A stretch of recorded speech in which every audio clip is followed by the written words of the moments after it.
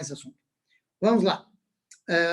Eu vou pular rapidamente de Noah para algumas gerações mais tarde, para o nosso patriarca Abraham. Abraham nasceu, de acordo com o Midrash, em Cuta, e eventualmente eles passaram a viver em Ur Kasdim, a cidade de Ur, na Caldeia, que inclusive foi encontrada posteriormente pelos arqueólogos, no momento em que se questionava até a existência dessa cidade. Ou seja, no final do século XIX, houve um grupo de pessoas, enfim, cientistas, ou outros estudiosos, que queriam questionar o que estava escrito na Torá, até que, eventualmente, encontrou-se restos da cidade de Ur, uma cidade muito desenvolvida para aquela época. Abraham nasce em Ur Kasdim, ele é descendente de Shem, como a gente disse antes, semitas, e Abraham também é descendente, é filho de Terach, e sua mãe, é curioso que a gente tem o nome dela no Midrash, Amtalá bat Karnevó. Terach, o pai de Abraham, é um homem poderoso, é um príncipe, é um general, é um oficial do primeiro grande imperador da época, conhecido como Nimrod, cujo nome também era Kedar-Laomer. Nós sabemos que os reis, muitas vezes, têm mais de um nome, inclusive até a família real aqui no Brasil tinha uns 15 nomes, eu acho. Enfim, nada em comum. A Torá vai chamar esse rei de Nimrod, depois vai chamar esse rei de Kedar-Laomer. O nome Nimrod tem um sentido em hebraico muito específico. Nimrod significa vamos nos revoltar. Este é um indivíduo que incitou, na sua época, a humanidade a se revoltar contra Deus, adorando outros deuses, até que, eventualmente, ele, na condição de imperador, de conquistador, acumulou tanto poder que ele incitou os seus súditos a adorá-lo como se ele mesmo fosse um deus. Então, Nimrod criou estátuas de si mesmo em várias cidades, em vários lugares, que tinham que ser adoradas, idolatradas, e assim por diante. Por isso ele é chamado, na Torá, de Nimrod, aquele que fez os outros se revoltarem. E Abraham vai nascer nessa cidade, sob o domínio deste rei, e o Midrash vai nos contar que, curiosamente, quando nasce Abraham, os astrólogos do rei preveem que vai nascer, que nasceu naquela noite, um homem que iria desafiar a autoridade deste imperador, desse conquistador. E localizam, inclusive, a casa. Terach, que era um importante oficial de Nimrod, é chamado à presença de Nimrod, e Nimrod exige, me entregue o seu filho. Seu filho está condenado. Ele vai se revoltar contra mim. Você é um oficial leal, então entregue-me o seu filho. Terach volta para casa e uma das suas escravas deu à luz naquela mesma noite. Ele leva o filho dessa escrava para o rei, que eventualmente o mata. E assim a vida de Abraham foi salva. Abraham é um prodígio, é uma criança prodígio, que já na sua infância começa a questionar a existência de um Deus. Porque nós estamos vivendo numa época e numa sociedade onde todo mundo acredita em vários deuses. Não só isso, o próprio pai de Abraham, Terach, tem um negócio extremamente lucrativo de venda de estátuas. Ele faz inúmeras estátuas de inúmeros deuses diferentes, para causas mais diferentes, como a gente explicou da última vez. O fato do povo se desenvolver muitas vezes faz com que ele acabe idolatrando mais forças diferentes, e ele vendia. E Abraham começa a questionar tudo isso.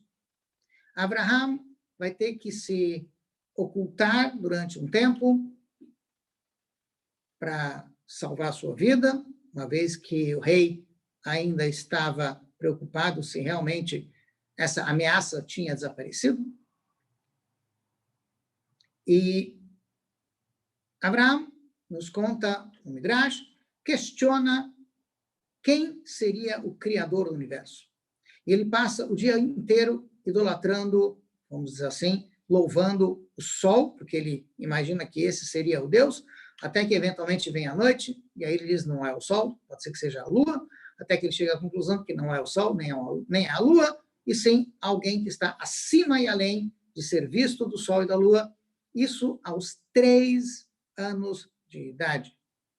Como disse, Abraão era um prodígio, era uma pessoa privilegiada, com uma inteligência privilegiada. Abraão eventualmente vai voltar ao seio da sua família e o pai vai colocá-lo para cuidar da loja de deuses. E aí Abraão começa a sua campanha, ou continua, enfim, a sua campanha de ensinar para as pessoas que não existem deuses de pedra, deuses de argila, deuses de madeira ou de qualquer outro material. Existe um Deus único, que é invisível, que está acima de tudo. O Midrash nos conta a famosa história em que Abraão teria captado a mensagem, a ideia de um Deus único, e ele, então, da sua forma, passa aos outros questionando-os. Nessa lojinha, onde ele está vendendo os deuses, cada um que entra e pede um Deus, eu quero um Deus parecido comigo.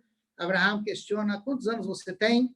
50? Bom, esse Deus meu pai fez anteontem. Você, com 50 anos de idade, vai se curvar para uma estatueta, para uma coisa que meu pai fez alguns dias atrás? Ridículo. Assim foi, e assim as pessoas, aos poucos, foram realmente pensando sobre a questão dos deuses.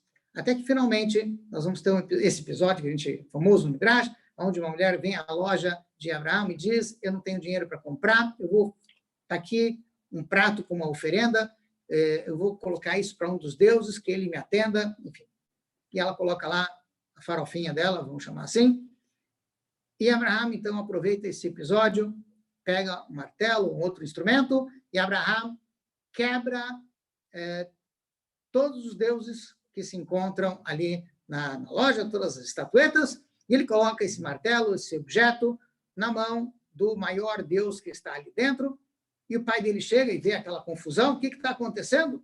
E Abraão, então, lhe conta, uma mulher trouxe aqui uma oferenda, uma farofinha para um dos deuses, e eles começaram a brigar, eu quero, eu quero, eu quero. E aí, então, eventualmente, eles começaram a brigar, e esse aí, o grandão, mais velho, mais forte, pegou um martelo, acabou com todo mundo, e ele ficou com a oferenda. O pai, obviamente, não caiu nessa história, e o pai, então, diz para Abraão, não é possível, eles não se mexem, eles não fazem nada disso.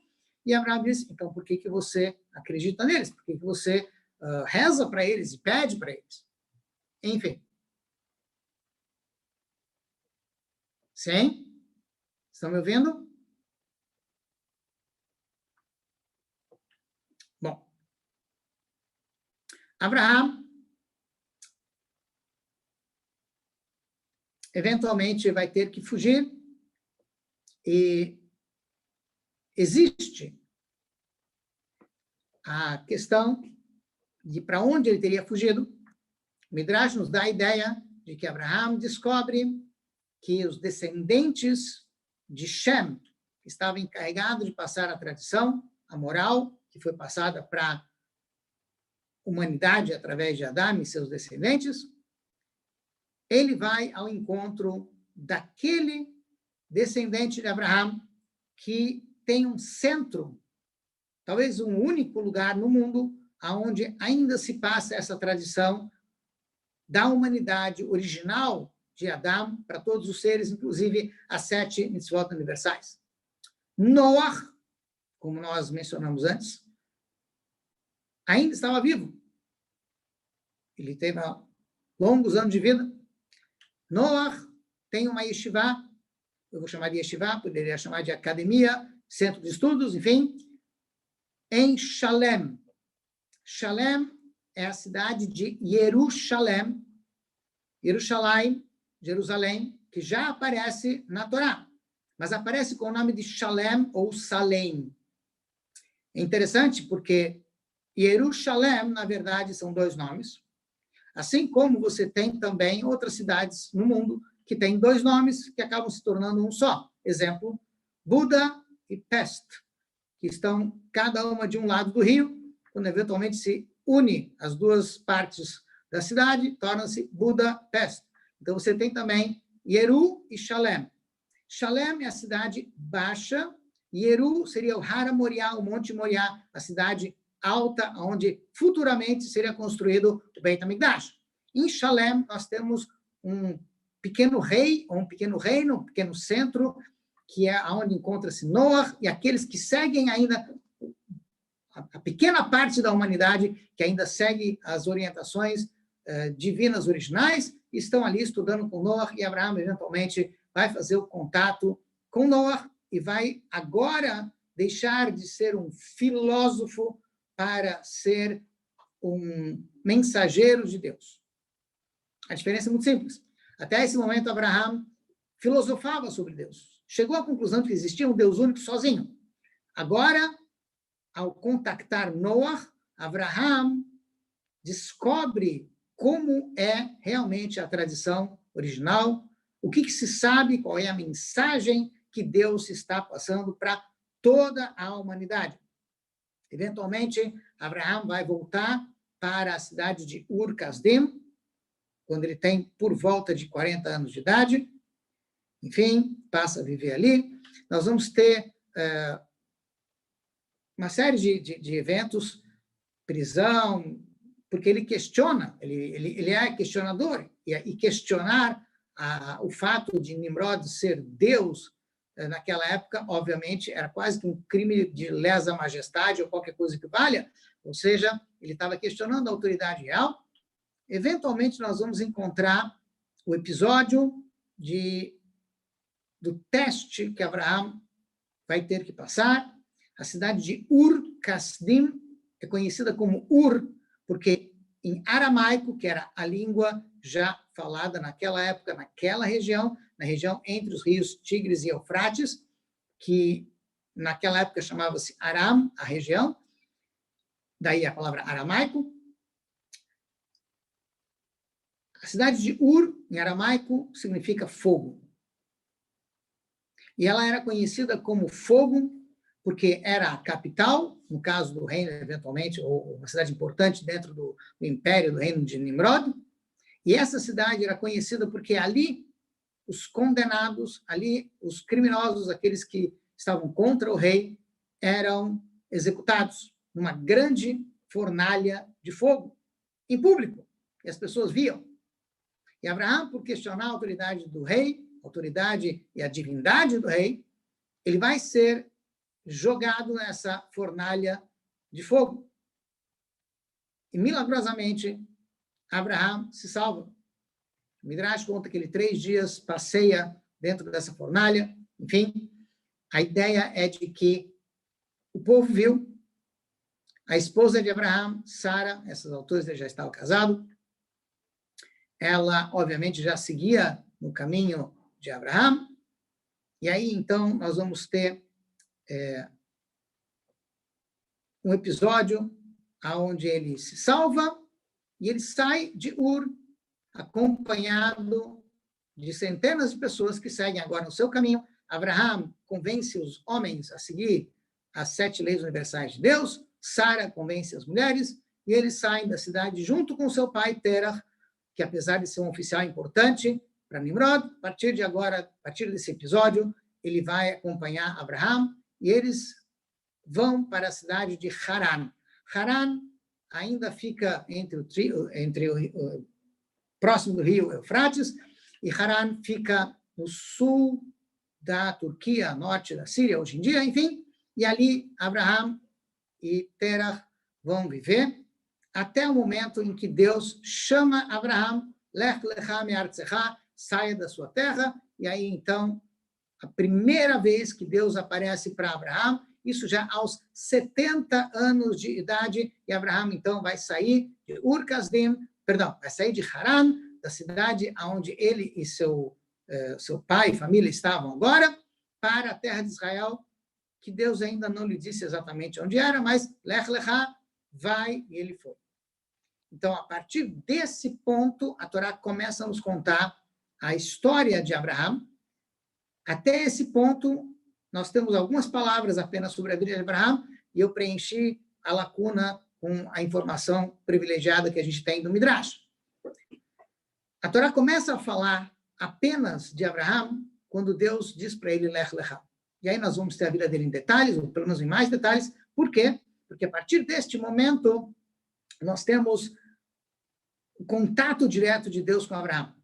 Abraão até então era um filósofo, é uma pessoa que estudou sobre as leis divinas, mas agora ele era um profeta, ele era um navi. Deus fala diretamente com Abraão, e Abraão então vai para a terra de Israel, e ali então ele teria que cumprir a sua missão. No entanto, ele chega na terra de Israel com Sara e com um sobrinho, Lot, e eles não conseguem ficar em Israel, porque há uma grande fome, eles são forçados a ir para o Egito. Eu vou ter que encurtar os episódios, uma boa parte do que eu gostaria de contar já está na apostila, vocês podem depois ler com calma. Eu só quero completar esse episódio, porque vai ser importante, inclusive, para a história hoje em dia também. Abraão vai para o Egito e, eventualmente, Sara vai ser capturada. Sara é capturada pelos egípcios, porque o faraó quer ficar com ela no seu harém. Abraão, antes disso, faz questão de dizer que ele é apenas irmão e não marido de Sara. O motivo, entre outros, é porque se ele dissesse que era o marido, seria muito mais simples eles matarem Abraão, porque aí então ela se torna viúva, não seria nenhum pecado ficar com ela.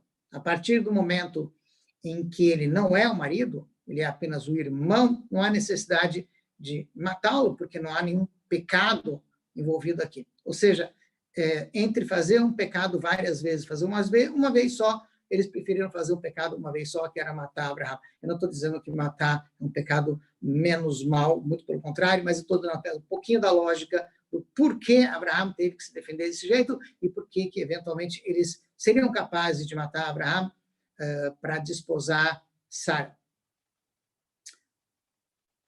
O faraó vai ser castigado, Deus o castiga por ter pego Sara para o seu harém. Ele percebe, ele tem a consciência de que ele errou, algo aqui está errado, ele eventualmente vai libertar Sara e libertar Abraão, vai presentear Abraão com uma série de riquezas, e Abraão então volta com Sara, Lot e mais um membro, Hagar.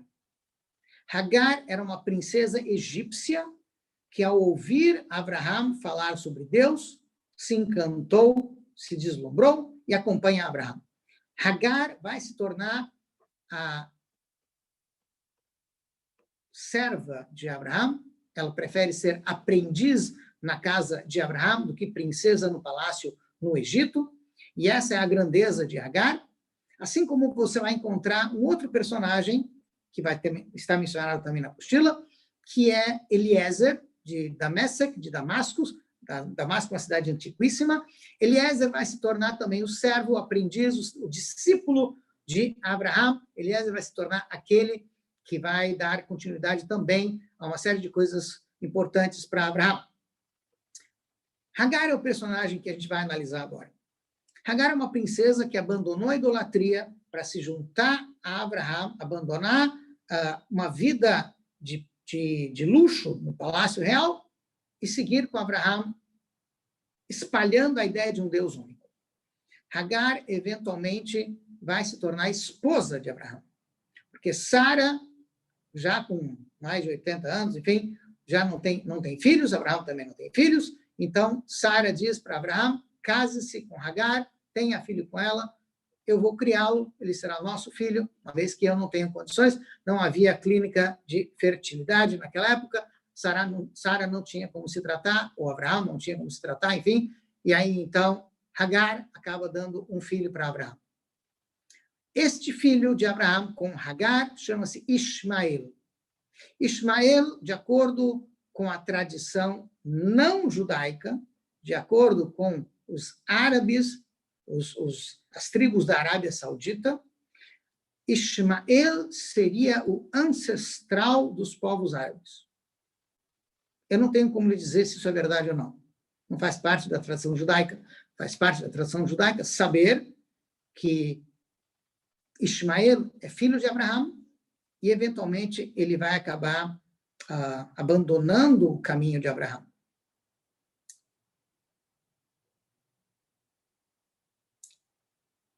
Deus vai dar a Abraão a oportunidade de mostrar que ele é um grande guerreiro.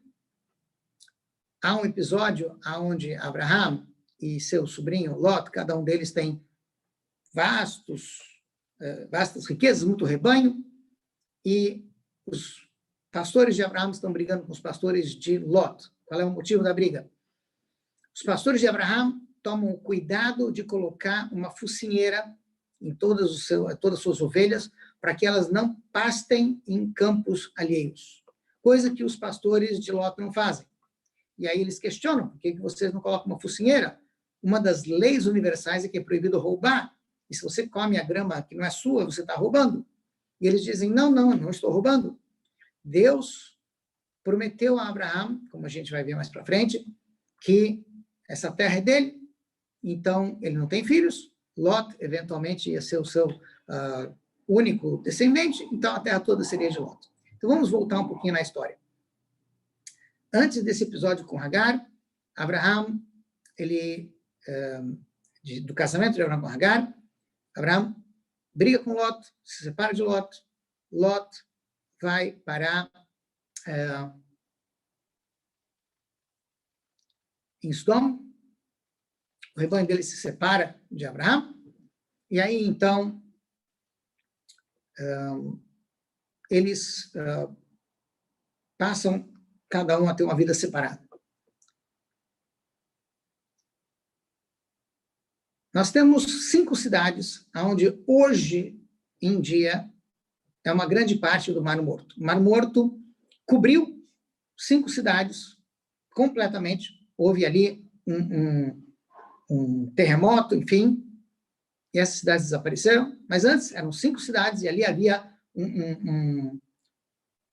uma faixa de fertilidade, uma faixa fértil, de terra fértil muito grande, havia uma grande riqueza, e Lot resolve se bandear para o lado do pessoal de Sodom.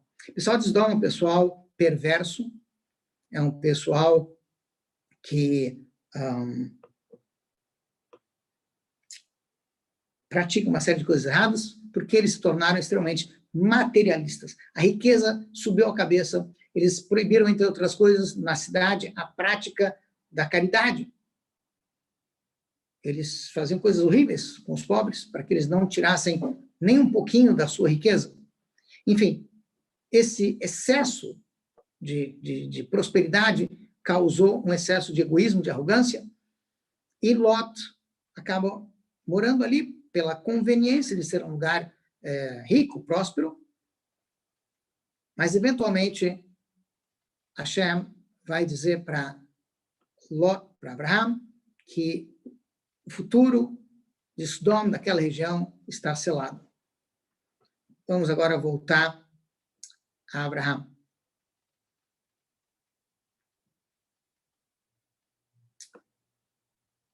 Hashem faz um pacto com Abraão. Esse pacto foi feito depois de um episódio que eu diria tem um lado psicológico. Essas 5 cidades prósperas, durante 12 anos, tiveram que servir, tiveram que pagar impostos e tributos ao rei Nimrod, Kedorlaomer. Depois de 12 anos, essas cidades se revoltam contra Nimrod.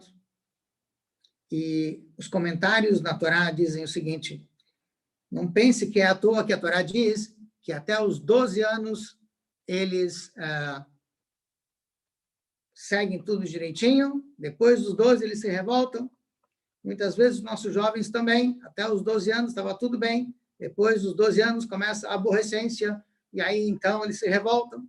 Bom, deixando para lá esse pequeno comentário, a ideia é de que eles se revoltaram, e aí então esses 4 reis, Kedorlaomer e mais outros 3 reis, do outro lado da Mesopotâmia, vão vir agora novamente impor o seu poderio sobre os 5 reis que estão ali. Obviamente, os 5 reis perdem a guerra e Lot acaba sendo capturado. Lot é capturado e Abraão sabe, ele foi informado, e Abraão então vai partir para a salvação do seu sobrinho. Quando Abraão vai para lá, Abraão então vai à guerra com Eliezer, nós comentamos, era o discípulo dele, e mais 318 homens, enfim. E Abraão consegue resgatar o seu sobrinho Lot. O Midrash nos conta que Abraão, apesar de ele estar com um número mínimo de pessoas, comparado com os exércitos de 4 reis poderosos, que eram milhares e milhares de soldados, mas o Midrash conta que Abraão tinha uma arma secreta. Hashem disse a Abraão que ele poderia usar a terra como arma, e aí então ele jogava terra sobre os inimigos, e aí então ela se transformava em flechas e outras armas, e os inimigos fugiam e eram derrotados. Uma história um pouco fantasiosa, um pouco estranha, um pouco esquisita. O mais esquisito é que, centenas de anos depois, essa história se repete. Essa história se repete na época do Império Romano.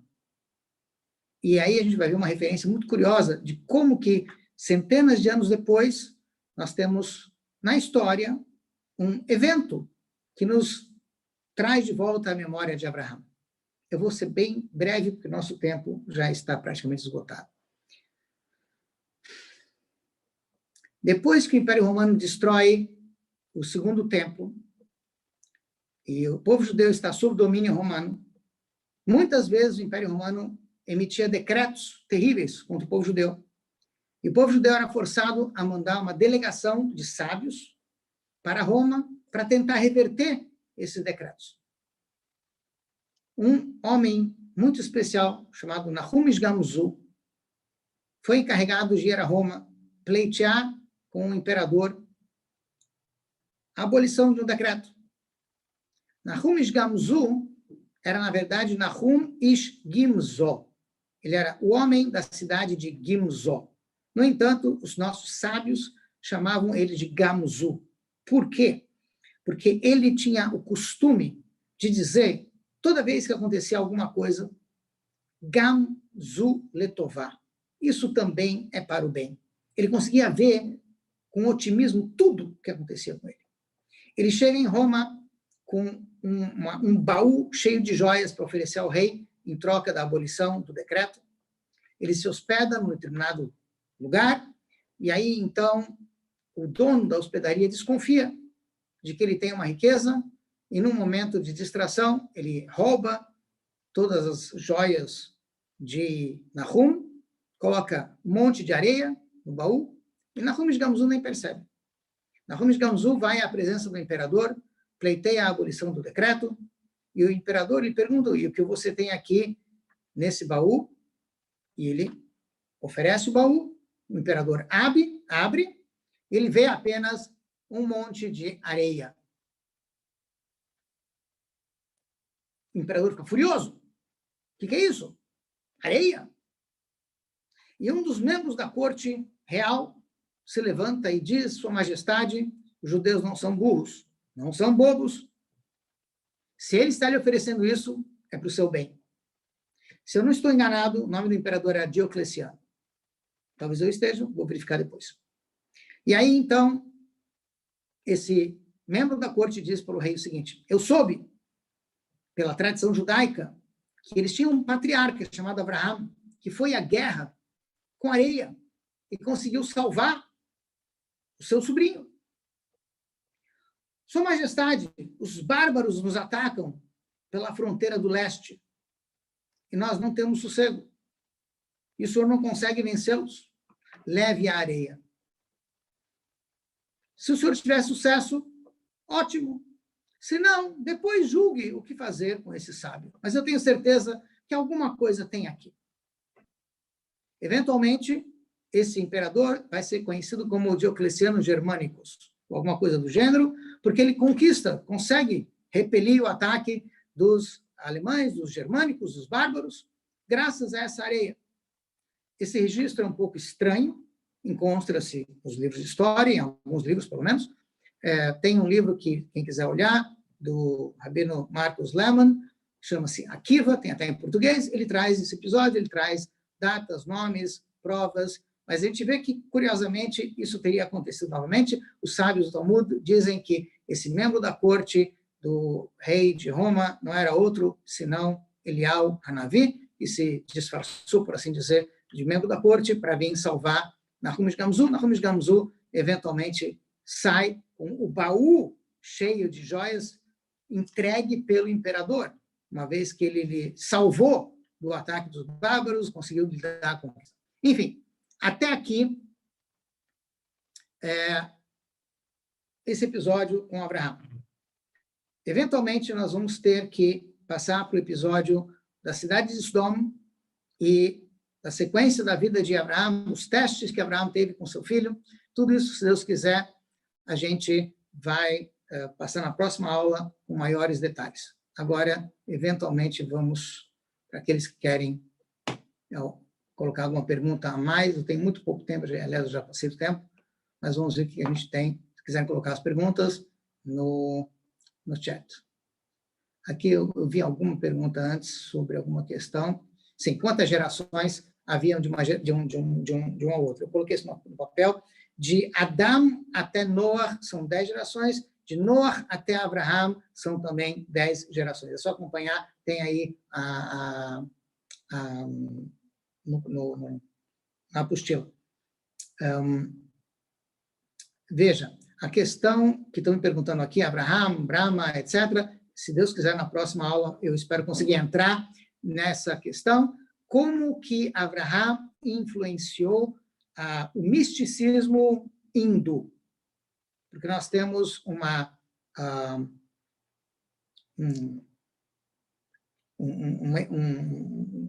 episódio onde isso vai acontecer, isso também está registrado de alguma forma no Zohar, no livro de Kabbalah. Mas isso eu vou deixar para a próxima aula, se Deus quiser. Tem mais alguma questão? Dizem os sábios. Sim. Mais alguma coisa aqui? Acho que não.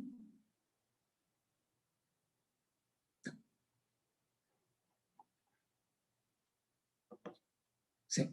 Nós ainda não chegamos no Brit Milá.